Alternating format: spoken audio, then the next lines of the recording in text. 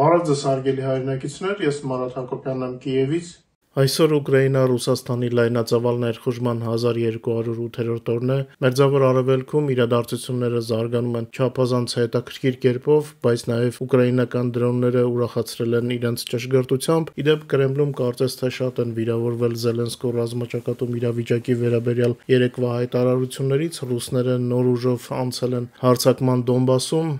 բայց այդ մասին մի փոքր ուշ։ Հիմա կարճ անդրադառնանք մեր Հայաստանի սահմաններին մոտ ստեղծված իրավիճակին։ Իրանում վարչակարգը փորձում է փրկել իրեն, արդեն հայտարարել է պատրաստակամություն հրաժարվելու միջուկային զենքից եւ կնքելու համաձայնագիր, բայց վախեցած իսլամիստները ուշացել են եւ ինչ համաձայնագիր եւ ում հետ, երբ արդեն պատերազմ է սկսվել։ Մի կարևոր նրբություն, համաձայնագիրը առաջարկվել էր Արևմուտքի, Եվրոպայի եւ Ամերիկայի կողմից, իսկ պատերազմը սկսել է Իսրայելը։ Թրամփը իհարկե առաջին օրերին ակտիվ փորձեց իր վրա ուշադրություն գրավել այս ֆոնին, բայց այսօր արդեն ասել է, թե կապ չունի Իսրայելի հարվածների հետ։ Պարզ է, ըստ տրամադրության է գործում Դոնալդը, երբ ուզում է ասում է կապ ունի, երբ չի ուզում ասում է կապ չունի։ Ի դեպ, Թրամփի պահվածքը այսօր մանրամասն վերլուծել ենք Անալիտիկա ալիքում Ալեքս Սահակյանի հետ հարցազրույցում։ Խնդրում եմ անպայման դիտել, շատ կարևոր է։ Մեր երկու ալիքներն էլ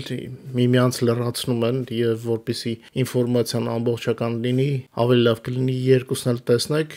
աշխատում ենք, որ շատ երկար չլինեն եւ հաղորդումները դինամիկ լինեն։ Ես չեմ կարծում, որ Իսրայելը հեշտությամբ կթողնի Թեհրանի վարչակարգը, հատկապես հաշվի առնելով, որ նախորդին հստակ ասվեց հարվածի հիմնական պատճառը միջուկային զենքի տարածման վտանգն էր։ Իրանը մտադիր էր այդ տեխնոլոգիան փոխանցել պրոքսի ուժերին, փաստորեն ահաբեկիչներին։ Իսրայելը արդեն սկսել է հարվածներ հասցնել Իրանին եւ ես չեմ կարծում, որ կդադարի, քանի դեռ չի ոչնչացվել բոլոր անհրաժեշտ օբյեկտները Իրանի տարածքում։ Ինձ հիասթափեցրին որոշ հայկական ալիքներ, որոնք կարծես խուճապ էին տարածում Հայաստանում, անընդհատ կապելով Իրանի ռեժիմի անհաջողությունները Հայաստանի հետ, դա այդպես չէ, պետք է ճիշտ վերլուծել։ Տեսա մի քանի հաղորդումներ, որտեղ բացի վախից այլ բան չէր արտահայտվում։ Այդ վախում ամեն ինչ խառնվել է իրար։ Իսրայելը, որի համար Թուրքիան նույնպես տարածաշրջանային մրցակից է, Հայաստանում որոշ պրոռուսական եւ պարզապես անփորձ շրջանակներ փորձում էին ներկայացնել որպես Թուրքիայի եւ Ադրբեջանի հետ միասնական տանդեմի մեջ, Մոսկվան իր կեղտոտ նպատակներն ունի եւ փորձում է Սյունիքի հարցը կապել Իսրայելի եւ Իրանի հակամարտության հետ, որպեսզի ավելի շատ ազդի հայ հանրության վրա։ Մենք պետք է հասկանանք, որ դա մաքուր քարոզչություն է, ինչպես ես բազմիցս ասել եմ, Իսրայելը փորձում է թույլ չտալ, որ տարածաշրջանում միջուկային զենք հայտնվի այն ուժերի ձեռքում, որոնք ատում են Իսրայելին։ Մեթոդները կարելի է քննարկել, ասենք մեկին դուր կգա, մեկին ոչ, բայց նպատակները գոնե մեզ հայերիս համար հասկանալի են։ Հրեական ժողովուրդը անցել է ցեղասպանության միջով եւ չի ցանկանում դրա կրկնությունը։ Մենք հայերս նույնպես անցել ենք ցեղասպանության միջով եւ լավ կլիներ, որպեսզի ուշադիր ուսումնասիրեինք Իսրայելի էգզիստենցիալ պայքարը եւ չխառնենք ամենի հետ։ Իհարկե, ունենք խնդիրներ Իսրայելի հետ հարաբերություններում։ Ես իմ եթերներում հաճախ ասել եմ, որ հայերն ավելի մեծ հնարավորություններ ունեն տարածաշրջանում վարելու հավասարակշռված քաղաքականություն, քան Ադրբեջանը։ Պարզապես պետք է կվալիֆիկացիա եւ քաղաքական կամք։ Այս թեման այսօր ավարտենք, դեռ առիթ կլինի անդրադառնալու։ Երեկին Facebook-յան էջում կոչ էի արել բոլոր նրանց, ովքեր ավելի համակրանք ունեն Իրանի հանդեպ, չնյարդայնանալ, քանի որ իրենց էմոցիաները ոչ Իրանին կօգնեն, ոչ էլ իրենց, պարզապես մարդիկ իզուր լարվում են։ Իրանական վարչակարգը պետք է պատժվի միջուկային զենք տարածելու փորձի համար, եւ դա իրականացվում է, անկախ որոշ քաղաքացիների հուզական վիճակից։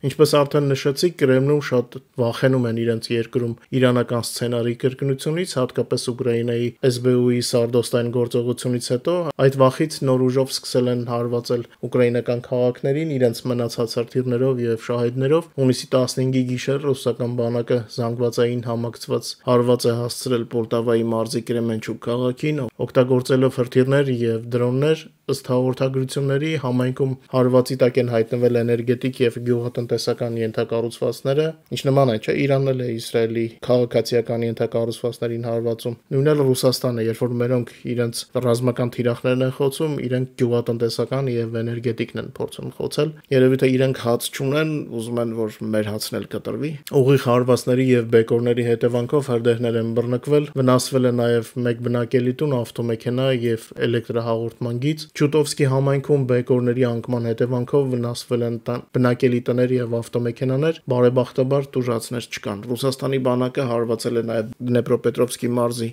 Նիկոպոլի շրջանին, վնասվել է մասնավոր ձեռնարկություն, երեկոյան եւ գիշերը ագրեսորը ահաբեկել է Չեռնահրիհորովսկի, Պակրովսկի եւ Մարգանեցի համայնքները, մասնավորապես ձեռնարկության տարածքում հրդեհ է բռնկվել, որը հաջողվել է մարել, վնասվել են արևային վահանակներ եւ մարդատար ավտոմեքենա, վնասվել են նաեւ 2 բնակելի տուն եւ գազատար, սակայն մարդկային կորուստներ չկա, փառք Աստծո։ Հաղորդում է, որ Դնեպրոպետրովսկի մարզի երկնքում հրթիռային եւ անօդաչու հարձակման ժամանակ օդային պաշտպանության ուժերը խոցել են 4 ԱԹՍ եւ 1 թևավոր Ընդհանուր առմամբ հունիսի 15-ի գիշերը Ռուսաստանի Դաշնությունը իրականացրել է 194 միավոր օդային հարձակման միջոցներով գրոհ Ուկրաինայի վրա, որոնցից 167-ը վնասազերծվել է ուկրաինական ՀՕՊ-ի կողմից։ Խոցված թիրախների թվում են 111 դրոններ, 2 կինժալ տեսակի հրթիռ, 3 Իսկանդեր K եւ 3 կալիբր թևավոր հրթիռներ։ Հաղորդում է, որ ագրեսորը կիրառել է 183 հարվածային շահեդ տեսակի ԱԹՍ եւ 2 X-47M2 կինժալ այրոբալիստիկ հրթիռ,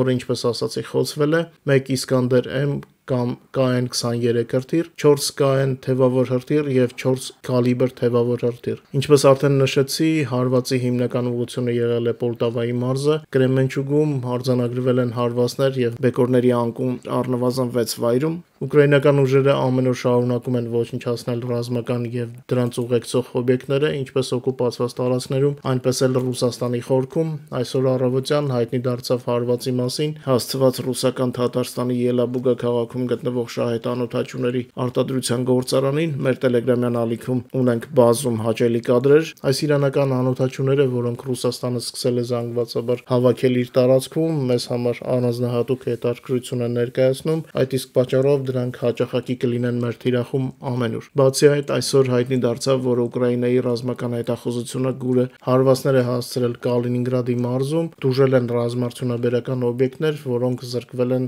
էլեկտրաէներգիայից։ Հարվածի հետևանքով ամբողջությամբ դադարեցվել է էլեկտրամատակարարումը, հատկապես Ռուսաստանի Դաշնության ռազմական արդյունաբերական օբյեկտներին եւ զինված ուժերի ստորաբաժանումներին, որոնք տեղակայված են մոտակա տարածքում։ Ըստ նախնական հաշվարկների Ռուսաստանի համար վնասները կազմում են առնվազն $5 միլիոն, ինչպես արդեն բազմիցս նշել եմ, պատերազմը վաղուց այլևս միայն Ուկրաինայի տարածքում չէ, արդեն երկրորդ տարին է, ինչ ուկրաինական հարվածները աստիճանաբար ընդլայնվում են Ռուսաստանի խորքում։ Ուկրաինական դրոնների եւ հրթիռային տեխնոլոգիաները այժմ հասնում են մինչև 2000 կիլոմետր հեռավորության Ռուսաստանի խորքային տարածքներում։ Ռազմաճակատում իրավիճակը լարված է, գրանցվել է 203 ռազմական բախում, մարտեր են ընթանում 11 ուղղություններով, թշնամին զգալիորեն կորցնում է կենթանի ուժ եւ զինտեխնիկա, շարունակվում է Ուկրաինայի զինված ուժերի գործողությունը Կուրսկի մարզում, անցած օրվա ընթացքում այնտեղ տեղի է ունեցել 39 մարտական բախում տարբեր ինտենսիվությամբ։ Անցած օրը Ուկրաինայի օդուժը, հրթիռային զորքերը եւ հրետանին խոցել են ռուսական զավթիչների կենթանի ուժի եւ տեխնիկայի կուտակման 13 հատված։ Գիշերը Ռուսաստանը ինչպես եւ ամեն օր հրետակոծել է առաջնագծի մոտ եւ սահմանային գոտում գտնվող խաղաղ բնակավայրերը, իսկ ուկրաինական ուժերը ի տարբերություն հակառակորդի հարվածներ են հասցնում օկուպացված տարածքներում եւ հակառակորդի թիկունքում բացառապես ռազմական եւ մեծ ռազմական թիրախներին։ Անցյալ օրվա ընթացքում ուկրաինական զինված ուժերը ոչնչացրել են 1170 օկուպանտ եւ 254 միավոր թշնամու տեխնիկա։ 2022 թվականի փետրվարից ի վեր Ուկրաինայում ռուսական ընդհանուր կորուստները գնահատվում է ուկրաինական գենշտաբի կողմից 1,003,860 զավթիչ։ Այսքանն էի նախատեսել մեր այսօրվա կարճ թողարկման համար։ Շնորհակալություն, որ մեզ հետ եք։ Խնդրում եմ ակտիվորեն տարածել մեր եթերները, ձեր լայքերը եւ գրել մոտիվացնող մեկնաբանությունները շատ եք օգնում։ Մինչ նոր հանդիպում, ձեզ լավ կիրակնօրյա երեկո եմ մաղթում։